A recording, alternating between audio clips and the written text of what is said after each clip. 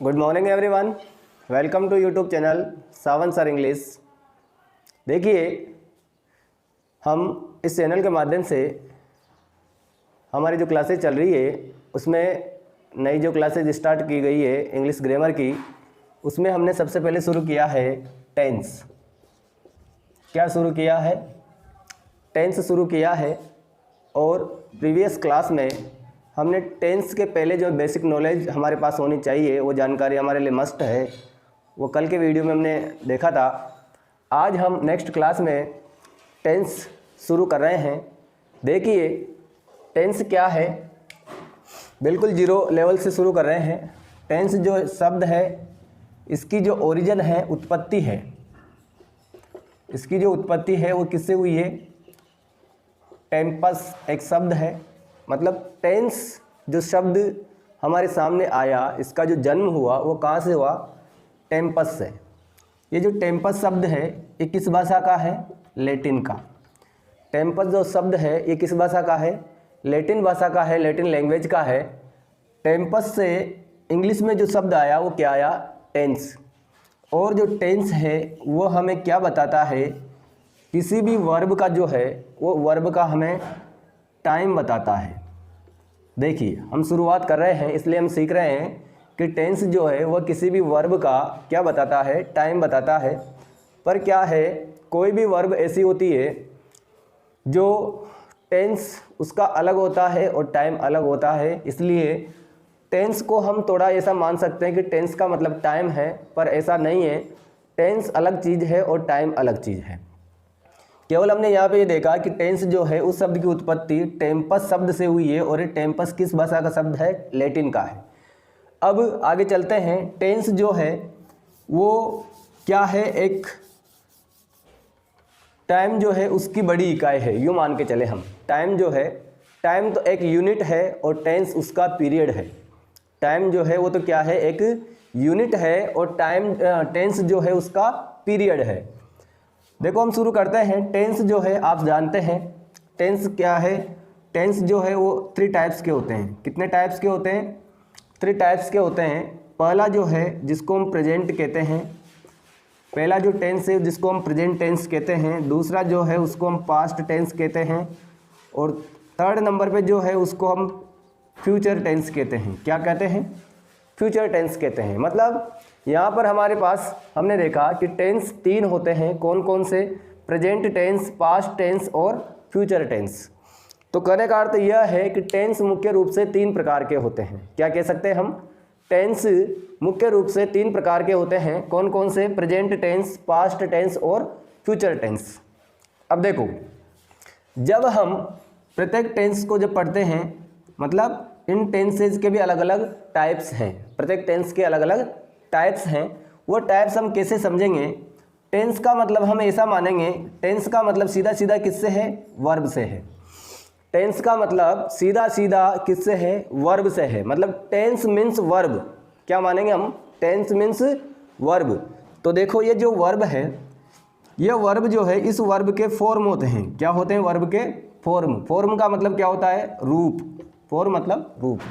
मतलब जो क्रिया है उसके रूप होते हैं। क्रिया के क्या होते हैं? रूप होते हैं। तो वर्ब जो है इसके फॉर्म होते हैं। इसके जो फॉर्म होते हैं वो कितने होते हैं? 3। मतलब किसी भी वर्ब के 3 फॉर्म होते हैं। पर क्या है, मैं आपको यहाँ पर एक चीज़ बताऊँ, हम इसको 3 नहीं मानकर क्या मानेंगे? 5 फॉर्म मानेंगे। क्या मानेंगे? 5। ऐसा नहीं है, 3 भी मान सकते हैं, 5 भी मान सकते हैं। इसका कोई क्राइटेरिया नहीं है कि वर्ब के फॉर्म 3 ही होते हैं, 5 नहीं होते हैं, या 5 ही होते हैं, 3 नहीं होते हैं। अलग अलग है। मैं 3 भी बताऊंगा आपको, 5 भी बताऊंगा। तो देखो, ये जो टेंस है, इस टेंस का सीधा सीधा मतलब किससे है? वर्ब से है।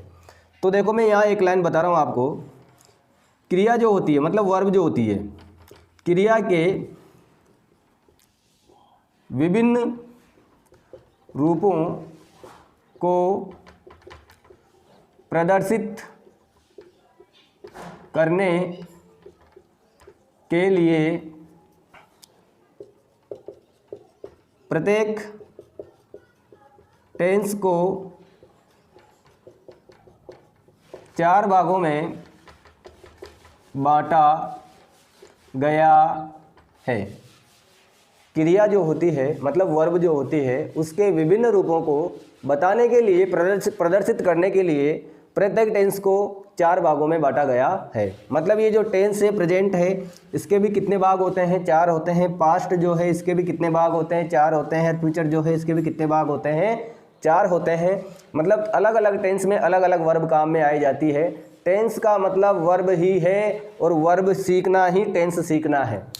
तो देखो हमने यहाँ कहा भाई प्रेजेंट के 4 भाग होते हैं, मतलब प्रेजेंट टेंस की जो वर्ब है वो 4 अलग अलग फॉर्म में काम आती है। वैसे ही पास्ट टेंस की जो वर्ब है वो अलग अलग मतलब पास्ट टेंस में हम वर्ब को 4 तरीके से काम ले सकते हैं।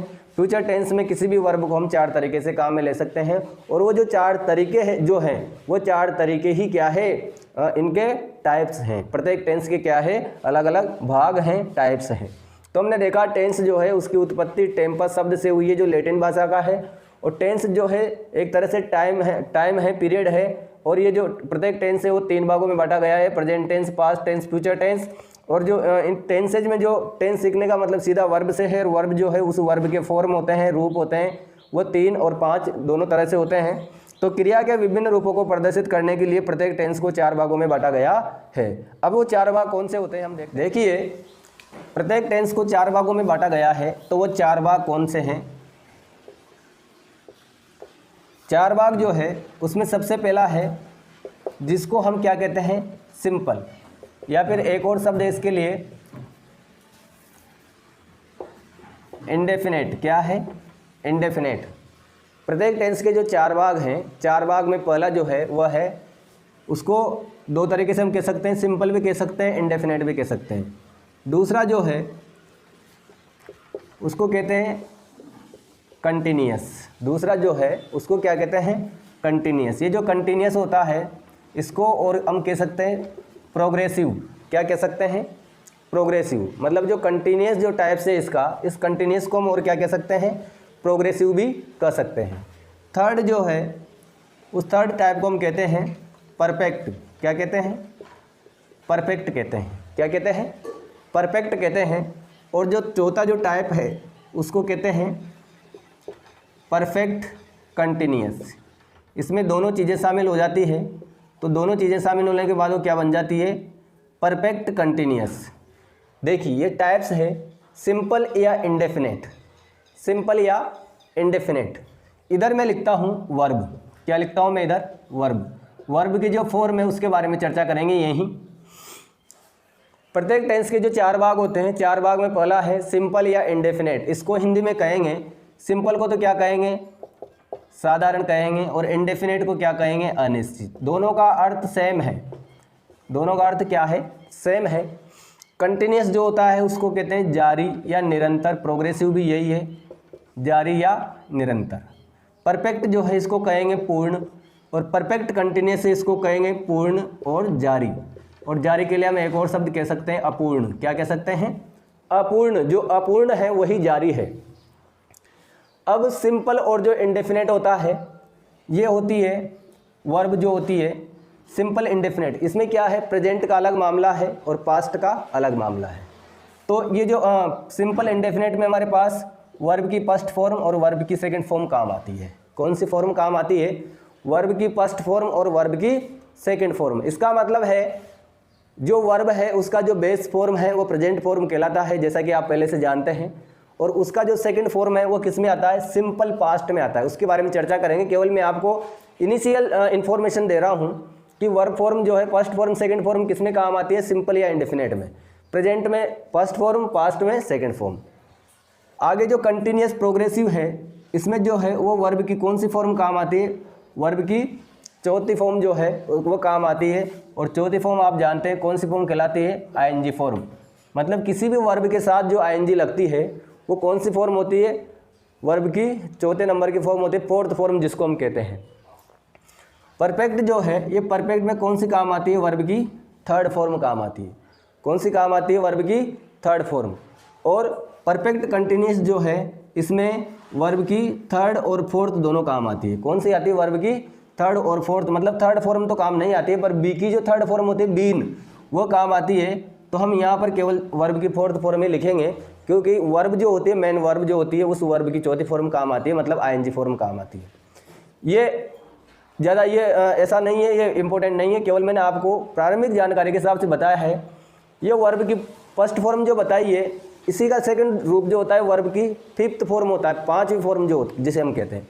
आप इतना डीपली नहीं जाएं, हम केवल बात कर रहे हैं चार के बारे में कि जो है प्रत्येक टेंस वो चार भागों में डिवाइड है, जिसके चार भाग होते हैं सिंपल या इंडेफिनेट, दूसरा कंटिन्यूस या प्रोग्रेसिव, थर्ड परफेक्ट और परफेक्ट कंटिन्यूस। आपको समझ आया कि प्रत्येक टेंस के चार भाग हैं। इसका मतलब अगर प्रेजेंट टेंस हम देखेंगे तो प्रेजेंट टेंस का पहला भाग कैसे बनेगा, सिंपल प्रेजेंट टेंस। यहाँ लिख देते हैं प्रेजेंट जो टेंस है उसके चार भाग कैसे बनेंगे। पहला बनेगा सिंपल प्रेजेंट टेंस, मतलब प्रेजेंट का मतलब होता है वर्तमान। प्रेजेंट का मतलब क्या होता है, वर्तमान। तो टेंस बन गया सिंपल प्रेजेंट टेंस, मतलब साधारण वर्तमान काल। इसी को हम दूसरे नाम से जान सकते हैं, प्रेजेंट इंडेफिनेट टेंस। किस नाम से, present indefinite tense. Present indefinite tense मतलब अनिश्चित वर्तमान काल। क्या बोलेंगे इसको, अनिश्चित वर्तमान काल। दोनों के नाम थोड़ा डिफरेंट लग रहे हैं, बाकी दोनों के काम सेम है। सेकंड जो है उसका नाम है प्रेजेंट कंटिन्यूअस टेंस। सेकंड जो टेंस है मतलब प्रेजेंट टेंस का जो सेकंड टाइप है वो क्या है, प्रेजेंट कंटिन्यूअस टेंस, जिसको हिंदी में हम कह सकते हैं जारी वर्तमान काल। हिंदी में क्या कह सकते हैं, जारी वर्तमान काल। थर्ड जो है उसको हम कहते हैं प्रेजेंट परफेक्ट टेंस। क्या कहते हैं, प्रेजेंट परफेक्ट टेंस, मतलब पूर्ण वर्तमान काल। क्या हुआ, पूर्ण वर्तमान काल। चौथा है उसको हम कहेंगे प्रेजेंट परफेक्ट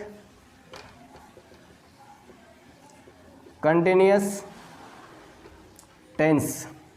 पहला जो है उसका नाम है सिंपल प्रेजेंट टेंस, दूसरा जो है उसका नाम है प्रेजेंट इंडेफिनेट टेंस। दूसरा क्या, सिंपल प्रेजेंट टेंस का दूसरा जो भाग जिसको हम कह सकते हैं दोनों सेम हैं, सिंपल प्रेजेंट टेंस कहें या प्रेजेंट इंडेफिनेट टेंस कहें। और इसी का दूसरा टाइप है प्रेजेंट कंटिन्यूअस टेंस, जिसको जारी वर्तमान काल कहते हैं। थर्ड जो है उसको कहते हैं प्रेजेंट परफेक्ट टेंस, मतलब पूर्ण वर्तमान काल। और प्रेजेंट परफेक्ट कंटिन्यूअस टेंस जिसको हम कहते हैं पूर्ण अपूर्ण वर्तमान काल, मतलब पूर्ण जारी वर्तमान काल। तो जिस प्रकार से हमने जो पहले टेंस के जो भाग देखे हैं कि ये चार भाग होते हैं, उसी आधार पे प्रत्येक और जो टेंस है पास्ट और फ्यूचर उसके भी इसी टाइप से भाग होते हैं।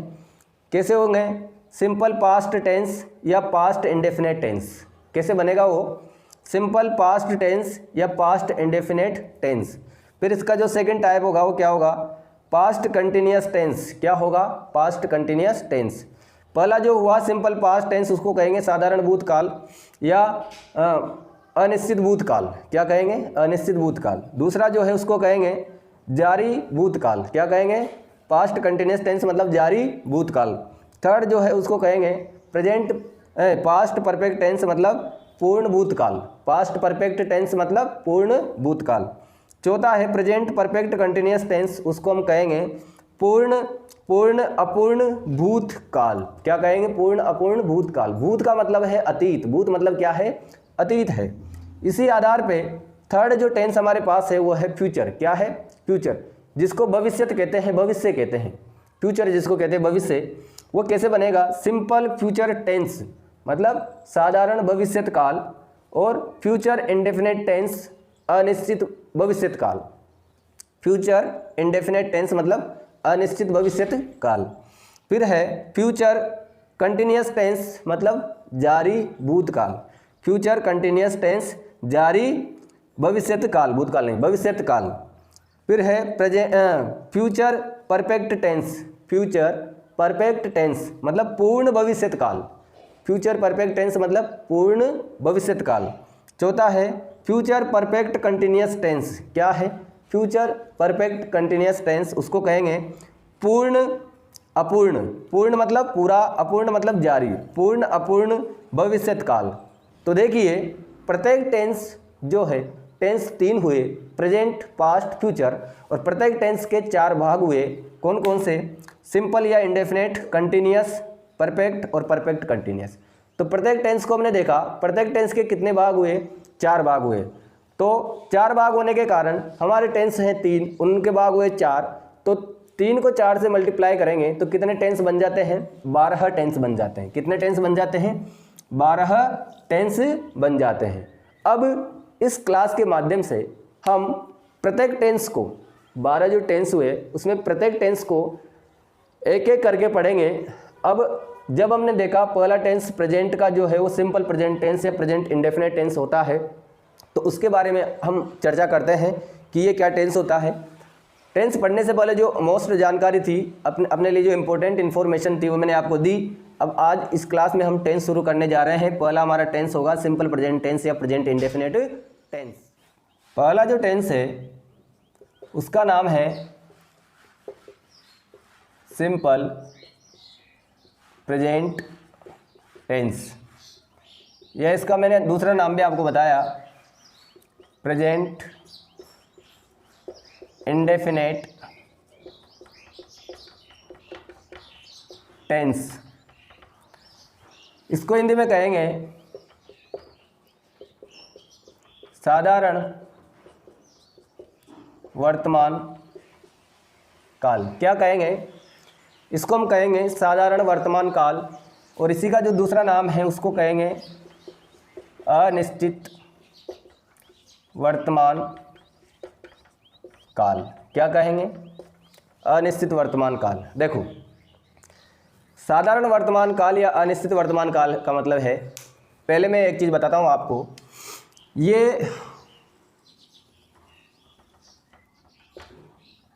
एक क्या है, एक टाइम लाइन है। क्या है, टाइम लाइन है। टाइम लाइन का मतलब है समय रेखा है, मतलब समय है।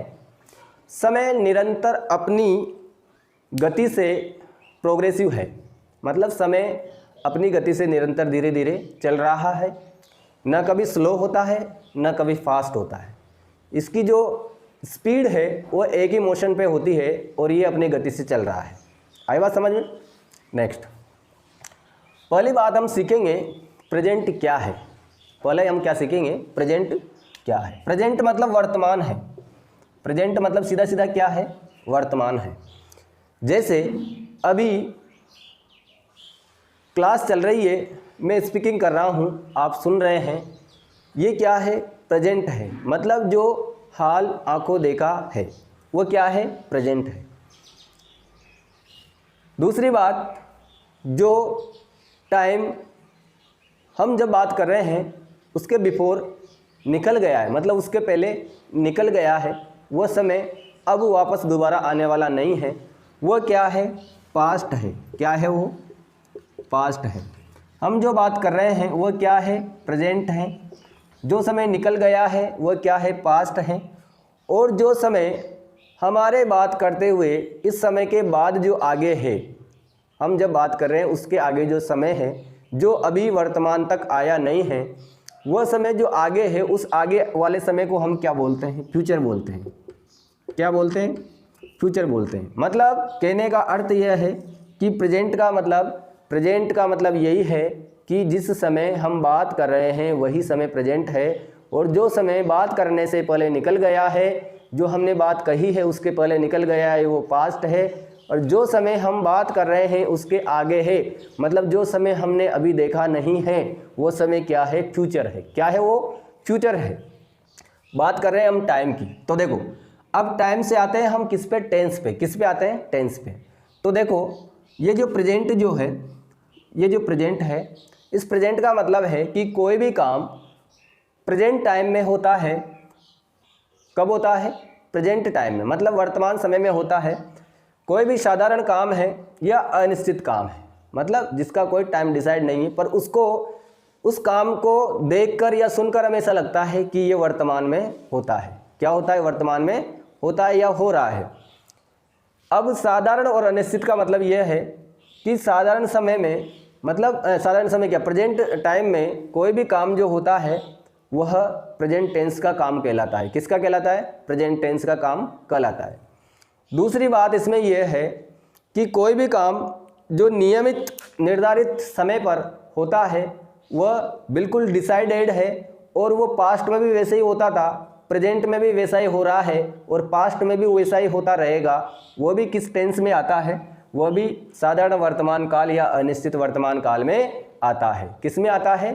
साधारण वर्तमान काल या अनिश्चित वर्तमान काल, मतलब सिंपल प्रेजेंट टेंस या प्रेजेंट इंडेफिनिट टेंस में आता है। आप कहेंगे कि पास्ट में होता था वो तो पास्ट में आएगा, और प्रेजेंट में अगर होता है तो प्रेजेंट में आएगा, और फ्यूचर में जो होगा वो फ्यूचर में आएगा। बात सही है, पर मैंने बोला कि कोई भी काम जो है पास्ट, प्रेजेंट, फ्यूचर तीनों सिचुएशन में, तीनों टाइम में सेम हो रहा है। क्या हो रहा है? सेम। तो वो किस में आएगा? वो प्रेजेंट में आएगा। जैसे सूर्य पूरब दिशा में उदय होता है, तो सूर्य देखो आज से पहले 1000 साल पहले भी पूरब दिशा में उदय होता था, और अभी भी पूरब दिशा में उदय होता है, और आने वाले समय में भी पूरब दिशा में उदय होता रहेगा। तो ऐसी सिचुएशन जो पास्ट, प्रेजेंट, फ्यूचर तीनों में सेम रहती है, उस तरह के वाक्य को या कथन को हम किस टेंस के माध्यम से प्रदर्शित करते हैं? प्रेजेंट टेंस के माध्यम से प्रदर्शित करते हैं। जैसे मिल्क इज वाइट, इसका मतलब है दूध सफेद है या सफेद होता है। तो देखिए पास्ट में भी दूध जो है वो सफेद ही होता था, अभी भी सफेद ही होता है, और आने वाले समय में भी दूध जो है उसका कलर कैसा रहेगा? सफेद ही रहेगा। तो हमने देखा कि कोई भी काम जो पास्ट, प्रेजेंट, फ्यूचर तीनों टाइम में सेम होता है, तो ऐसे कथन या वाक्य को भी हम किस टेंस के माध्यम से बताते हैं? प्रेजेंट टेंस के माध्यम से बताते हैं। कोई काम जो पास्ट में हो गया वो अब नहीं है, तो वो कौन से टेंस के माध्यम से बताया जाएगा? फ्यूचर में। कोई ऐसा काम है जैसा हमें ऐसा लगता है कि वो आगे भविष्य में होगा, तो उसे हम किस टेंस के माध्यम से बताएंगे? फ्यूचर टेंस के माध्यम से बताएंगे। तो हम वापस टॉपिक पे आते हैं, हम बात करते हैं प्रेजेंट टेंस की। तो प्रेजेंट का मतलब मैंने आपको बताया वर्तमान होता है, जिसको हम प्रेजेंट टेंस कहते हैं। इस टाइम लाइन के माध्यम से हम इस चीज़ को सीख सकते हैं। मतलब टेंस को सीखने में हमारे लिए बहुत इंपॉर्टेंस रखती है कौन? Time line. इससे हम जल्दी पकड़ पाएंगे। अब इसके बारे में बात करें, जैसा कि हम अब तक पढ़ते आए हैं कि सिंपल प्रेजेंट टेंस क्या होता है, तो ये वही बात मैं यहाँ लिख रहा हूँ कि किसी भी हिंदी वाक्यों के अंत में, देखो बात कर रहे हैं किसकी? हिंदी वाक्य की। बातें दोनों सीखेंगे हम। हिंदी वाक्य की अगर बात है तो हमें कैसे पता चलेगा कि ये वाक्य हिंदी का है, और वाक्य अगर इंग्लिश में लिखा हुआ है तो उस वाक्य को भी देखकर हम कैसे पहचानेंगे कि ये वाक्य इस टेंस का है। हिंदी वाक्यों के अंत में ये क्या है? इसकी पहचान है। क्या ये इसकी पहचान है? मतलब किसी भी हिंदी वाक्य को हम कैसे पहचानेंगे कि इसमें सिंपल प्रेजेंट टेंस या प्रेजेंट इंडेफिनिट टेंस है। तो देखिए हिंदी वाक्यों के अंत में क्या आता है? ता है। क्या लिखा मैंने? ता है, ती है, ते है, ता हूं, ती हूं आदि शब्द आते हैं। हिंदी वाक्यों के अंत में क्या आएंगे? ता है, ती है, ते है, ता हूँ, ती हूँ आदि शब्द आते हैं। कहने का अर्थ यह है कि वाक्य जहाँ खत्म होता है, लास्ट में जहाँ पर है शब्द आता है, तो उस है के पहले या तो ता आएगा या ती आएगा या ते आएंगे, या अगर हूँ आता है तो उससे पहले या तो आएगा ता या ती। ये बात हमने देखी। अब ये तो बात हुई किसकी? वाक्य जब हिंदी में हो। अगर वाक्य अंग्रेजी में है तो देखो अंग्रेजी में क्या होगा? इंग्लिश सेंटेंसेज में क्या शब्द आ सकते हैं? डेली। क्या शब्द आ सकते हैं? डेली। डेली का मतलब क्या होता है? रोजाना होता है। डेली या फिर ऑलवेज। क्या लिखा है? ऑलवेज मतलब हमेशा। एक होता है ऑफन, OFTEN। इसमें टी जो है वो साइलेंट रहता है, इसको हम बोलते हैं ऑफन। क्या बोलते हैं? ऑफन। ऑफन का मतलब होता है अक्सर। ऑफन मतलब अक्सर। एक शब्द होता है नेवर, NEVER। नेवर मतलब कभी नहीं। एक होता है सेल्डम। सेल्डम मतलब कभी कभार। सेल्डम मतलब कभी कभार, जिसको हम कहते हैं कभी कभी कहते हैं। क्या कहते हैं? कभी कभी कहते हैं। और है इसके बाद है जनरली। क्या शब्द है? जनरली मतलब सामान्यतया। और इसी से मिलता जुलता एक और शब्द है यूजुअली। यूजुअली का मतलब ही वही होता है जैसा जनरली का मतलब होता है। फिर है एवरी डे। क्या है? Every day. अब ये जो एवरी के बाद जो डे आया है, एवरी डे का मतलब होता है प्रत्येक दिन। उसी तरीके से आ सकता है एवरी और सप्ताह के किसी भी दिन का नाम। क्या आ सकता है? सप्ताह के किसी भी दिन का नाम। जैसे अपन ने क्या लिख दिया? Every Sunday. क्या लिख दिया? Every Sunday. अब जैसे सप्ताह के किसी दिन का नाम लिख दिया तो उसी तरीके से हम लिख सकते हैं वीक। क्या लिख सकते हैं? वीक। मतलब एवरी वीक। क्या लिखेंगे? Every week. या जैसे किसी महीने का नाम लिख दिया अपन ने, जैसे मार्च। मार्च का महीना चल रहा है, क्या लिख दिया? मार्च। मतलब मार्च का मतलब यह है कि 12 महीने में किसी भी महीने का नाम। अब मार्च लिख दिया तो हम यहाँ मंथ भी लिख सकते हैं, मतलब एवरी मंथ। क्या बोला? Every month. उसी प्रकार से हम लिख सकते हैं ईयर। क्या लिख सकते हैं? ईयर भी लिख सकते हैं। एवरी ईयर मतलब प्रत्येक वर्ष।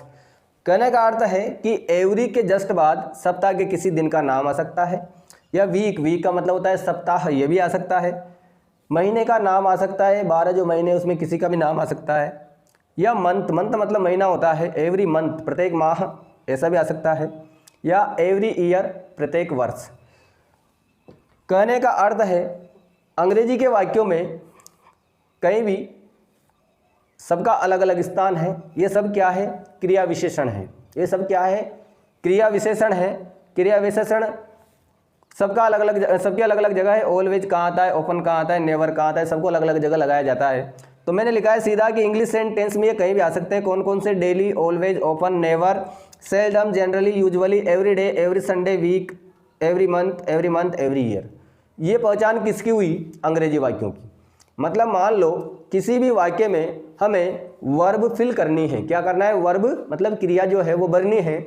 और अगर किसी वाक्य में इस प्रकार के शब्द दिए गए हैं तो संभावना यही है कि वो वाक्य कौन से टेंस का है?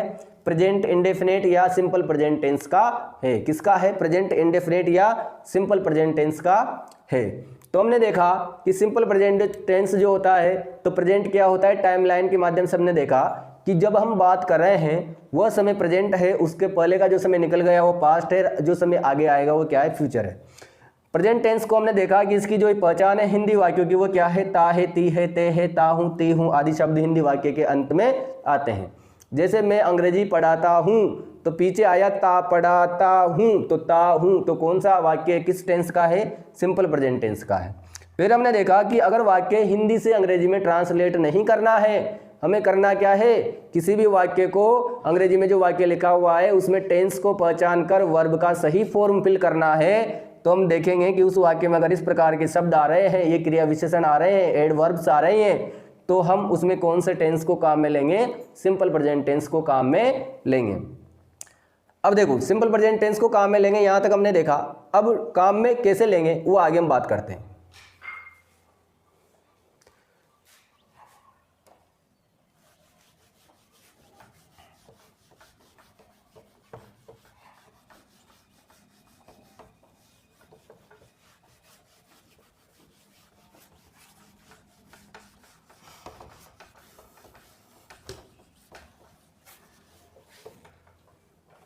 देखिए किसी भी टेंस के हिंदी वाक्यों को अंग्रेजी में बदलने के लिए हमारे पास एक, जिस प्रकार से गणित में किसी भी सवाल को सोल्व करने के लिए फॉर्मूला होते हैं, उसी प्रकार से किसी भी हिंदी वाक्य को हिंदी से इंग्लिश में ट्रांसलेट करने के लिए हमारे पास भी फॉर्मूला है।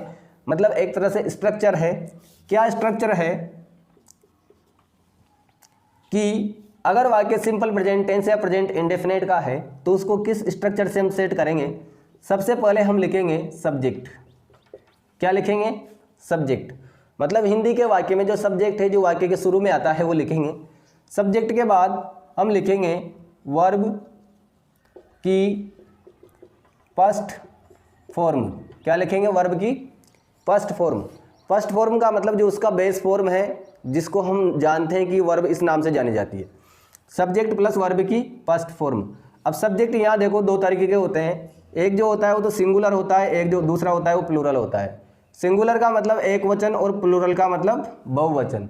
अब सिंगुलर कौन कौन से होते हैं? किसी भी व्यक्ति वस्तु का नाम होता है, जानवर का नाम होता है तो वो भी सिंगुलर होता है, या फिर उसकी जगह पर अगर हम लिख रहे हैं ही, सी या इट, उसकी जगह पर क्या लिख रहे हैं हम? ही, मतलब ही वह पुरुष, सी वह स्त्री, और इट वह ये निर्जीव वस्तु या जानवर के लिए आता है। तो देखिए हम किसी का नाम लिख रहे हैं या ये जो प्रोनाउन है काम में ले रहे हैं तो ये क्या है? सिंगुलर है। क्या है? सिंगुलर। प्लूरल क्या है? आई, मतलब मैं, वी, हम, यू, तुम, दे, वे, या कोई भी प्लूरल नाउन, या कोई भी प्लूरल नाउन मतलब बहुवचन संज्ञा। कैसे? जैसे बॉयज़, गर्ल्स, स्टूडेंट्स, है ना, स्कूल्स, विलेज, पीपल, जितने भी प्लूरल नाउन हैं वो सब क्या है? प्लूरल हैं। क्या है? प्लूरल है। अब हम वापस आते हैं, किसी भी वाक्य को अगर हिंदी से अंग्रेजी में बना रहे तो पहले सब्जेक्ट लिखेंगे, फिर वर्ब की फर्स्ट फॉर्म लिखेंगे।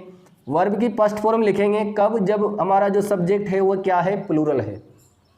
क्या है? सब्जेक्ट प्लूरल है, मतलब बहुवचन है। बट अगर हमारा सब्जेक्ट जो है वो सिंगुलर है तो हम क्या करेंगे? ये जो वर्ब की फर्स्ट फॉर्म है इसके साथ या तो यस लगाएंगे या ईएस लगाएंगे, मतलब इसके साथ इसको जॉइंट करेंगे। जैसे वर्ब की फर्स्ट फॉर्म है गो और हमारा सब्जेक्ट सिंगुलर है तो इसके साथ मैंने बताया या तो यस लगाएंगे या ईएस लगाएंगे। तो आपको पता है किसी भी वर्ब या नाउन के पीछे अगर लास्ट का जो लेटर है वो ओ है तो वहाँ पर ईएस लगाया जाता है। सब जगह अलग लगता है। जैसे COME कम का मतलब आना होता है, और अगर हमारा सब्जेक्ट सिंगुलर है तो कम के पीछे हम क्या लगाएंगे? यस लगाएंगे, ईएस नहीं लगाएंगे। तो इस प्रकार से हमें करना है। हमारा सब्जेक्ट प्लूरल है तो हमें केवल वर्ब की फर्स्ट फॉर्म काम में लेनी है, और हमारा सब्जेक्ट सिंगुलर है तो हमें वर्ब की फर्स्ट फॉर्म के साथ यस या ईएस भी लगाना है। हम किस प्रकार के वाक्य की बात कर रहे हैं? हम जो बात कर रहे हैं वो वाक्य कौन सा है? अफर्मेटिव। कौन सा है? अफर्मेटिव मतलब साधारण वाक्य, सकारात्मक वाक्य, जिसको पॉजिटिव सेंटेंस कहते हैं। हम इस प्रकार की बात कर रहे हैं। जब वाक्य साधारण नहीं होकर नकारात्मक होगा वहाँ पर अलग बात करेंगे। तो देखो सब्जेक्ट सिंगुलर प्लूरल दो तरीके का होता है। सिंगुलर जो होता है वो कौन होता है? किसी का नाम होता है, और अगर नाम नहीं है उसकी जगह प्रोनाउन आया है तो प्रोनाउन क्या हो सकता है? ही, सी या इट, या फिर कोई भी एक वचन संज्ञा हो सकती है। जैसे BOY बॉय मतलब लड़का, GIRL गर्ल मतलब लड़की, मतलब एक वचन। तो सिंगुलर जो है वो अलग है, प्लूरल जो है वो अलग है। प्लूरल के साथ क्या बताया मैंने? केवल सब्जेक्ट लिखेंगे, सब्जेक्ट के बाद वर्ब की फर्स्ट फॉर्म लिखेंगे, और सब्जेक्ट जो है सिंगुलर है तो सब्जेक्ट लिखेंगे, उसके बाद वर्ब की फर्स्ट फॉर्म के साथ यस या ईएस हम लगाएंगे। ये लगाने के बाद हम लिखेंगे यहाँ पर ऑब्जेक्ट। क्या लिखेंगे? ऑब्जेक्ट लिखेंगे। ऑब्जेक्ट का मतलब होता है कर्म। ऑब्जेक्ट मतलब कर्म। कल मैंने बताया था आपको, सब्जेक्ट मतलब कर्ता, वर्ब मतलब क्रिया, और ऑब्जेक्ट मतलब कर्म। और अगर इसके अलावा भी कोई चीज़ बची हुई है जिसको हम रेस्ट कहते हैं, क्या कहते हैं? रेस्ट मतलब शेष। रेस्ट मतलब शेष, मतलब सब्जेक्ट वर्ब ऑब्जेक्ट के अलावा कोई और चीज़ है तो वो कहाँ आती है? लास्ट में आती है, जिसको हम रेस्ट कहते हैं। जनरली वो लास्ट में आती है। कभी कभी ऐसा होता है कि उसका यूज अपने प्लेस पे ही होता है, तो वो कभी कभी सब्जेक्ट वर्ब के बीच में भी आ जाती है या वर्ब ऑब्जेक्ट के बीच में भी आ जाती है, पर अक्सर ऐसा होता है कि वो कहाँ पे आती है? लास्ट में आती है। ये जो हमने स्ट्रक्चर देखा कि इस प्रकार से टेंस का स्ट्रक्चर ये होता है, तो मैं एक वाक्य लिखता हूँ यहाँ, वह बाजार जाता है। दूसरा है हम बाजार जाते हैं। दो वाक्य मैंने लिखे हैं। ये हिंदी से अपने को अंग्रेजी में ट्रांसलेट करना है, मतलब हिंदी से अंग्रेजी में बनाना है, ये सीख रहे हैं हम पहले। वह बाजार जाता है ये अफर्मेटिव सेंटेंस है, और हम बाजार जाते हैं ये भी अफर्मेटिव सेंटेंस है।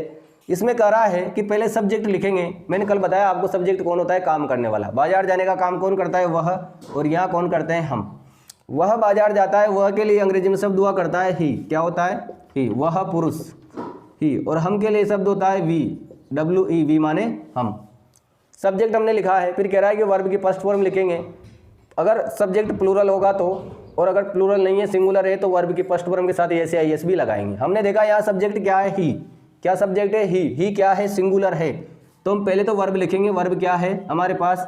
जाता है। वर्ब कहाँ आती है? हिंदी के वाक्य में वर्ब आती है लास्ट में। जाता है मतलब जाना, जाता है मतलब जाना, और जाना को अंग्रेजी में क्या कहते हैं? गो कहते हैं। तो यहाँ क्या लिखेंगे हम, गो लिखेंगे। क्या लिखेंगे, गो लिखेंगे। सब्जेक्ट सिंगुलर है इसलिए गो के पीछे क्या लगाएंगे, ईएस लगाएंगे। क्या बन जाएगा, गोज। क्या बन जाएगा, गोज। तो ही गोज। और यहाँ जो है वी है, वी क्या है, प्लूरल नाउन है, प्लूरल प्रोनाउन है, प्लूरल सब्जेक्ट है। तो यहाँ लिखे हम केवल क्या लिखेंगे, गो लिखेंगे। इसके साथ एस या यस नहीं लगाएंगे क्योंकि ये क्या है, प्लूरल है। तो वी गो।